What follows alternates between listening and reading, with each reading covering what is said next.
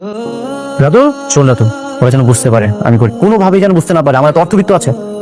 আচ্ছা, তোর জামাই কি চাকরি করে রে? আমার জামাই একটা অফিসে পিয়নের চাকরি করে। কি রে, আমার কি গাড়ি দিয়ে যাচ্ছে? গাড়িতে যাবো না? তুই কি পাগল হয়ে গেছিস? গাড়ি দিয়ে গেলে তো ঝামেলা হয়ে যাবে। একটা কাজ করি, রিক্সা ডাক দে। আরে রিক্সা, শোনো। কিছু কইবা? হ্যাঁ, ওটা সিজে জামাই কি লাগবো না লাগবো এগুলো সব দিকে ফেলে দিচ্ছ তো কোনো অসুবিধা নেই। চিন্তা করে না, জামাই সব কিছু গুছানো আছে। এখন থেকে তো জামাই এখানেই থাকবো। আমার খুব শান্তি লাগতেছে। এতিম পোলা হলো তার কাছে মেয়া দিয়া দিয়া আমি শান্তি পাইছি। মাশাআল্লাহ, তোমার অনেক সুন্দর লাগতেছে। আপনারও অনেক সুন্দর লাগতেছে। আপনার জন্য একটা জিনিস আনছিলাম। কি গাইছো? আপনার হাতে একটু দিবেন? আমার একটা ছাগল আছিল, আব্বা ওটা বিক্রি করে দিছে। বিক্রি কইরা সব করে আপনার যদি আংটিটা বানাইছে। কোন সমস্যা? কেমন কিছু না আব্বা, একটা ভালো চাকরির খবর পাইছি।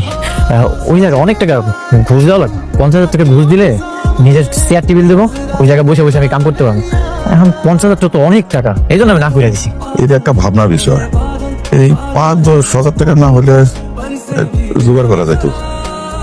আচ্ছা, দেখি কি করা যায়। টাকাগুলা জোগাড় করে দিতে পারলে জামাই ভালো একটা চাকরি হইতো। আচ্ছা মা, তোমার জামাই কি তোমার কাছে টাকা চাইছে? না, তা নাই তো, আমারও তো ইচ্ছা হয় যে আমার জামাই একটা ভালো চাকরি করুক। আচ্ছা, মহাজনের সাথে একটু কথা কয়ে দেখবা। লালু মহাজন, ওয়ালাইকুম আসসালাম। একটা দরকারে ফোন দিলাম মহাজন। আমার না 50,000 টাকা দরকার। 50,000 টাকা? 50,000 টাকা কি হাতে মনে নাকি? হ্যাঁ, ফাইলে পাওয়া যায়। রাখেন ফোন। আব্বা, মহাজনে কি কইছে? না, দিতে পারবো না। আচ্ছা তুই আর কতদিন এভাবে নিজেকে লুকিয়ে রাখবি? তোর পরিচয়টা ওদেরকে জানাবি না? এখন সময় আসেনি, সময় আসুক তারপর বলবো। আর তুই যে ওইখানে কিভাবে থাকিস, কোথায় থাকিস, সেটা এখন আর ম্যাটার করে না। ওরা আমাকে কতটা ভালোবাসে সেটাই ম্যাটার করে। দেখলা, এদিকে আইতারে মা। কিসে মা? তোর আব্বা ডাকছে। আব্বা কিছু কইবা? ক্ষমা, ওই আমার চায়ের দোকানটা ভিজা আলাইছি। কি এত বড় পাগলামি কেন করতে গেছো তুমি? আরে মা, পাগলামি কিসে? আমার ছেলে থাকলে করতাম না। শোন, এই 15,000 টাকা বেশি। হ্যাঁ, এখনো তো 35,000 টাকা বাকি। এই চায়ের দোকানটা তোমার শেষ সম্বল ছিল, এটাও বেচে দিলা।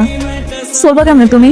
শোন মা, আমার কোনো ব্যবস্থা হইবই। আর তাছাড়া জামাই আছে না, জামাইকে আমাকে ফালাই দিব। এইখানে 50,000 টাকা আছে তোমার চাকরির জন্য। তোমার শ্বশুর আব্বা জোগাড় করছে। না বাবা,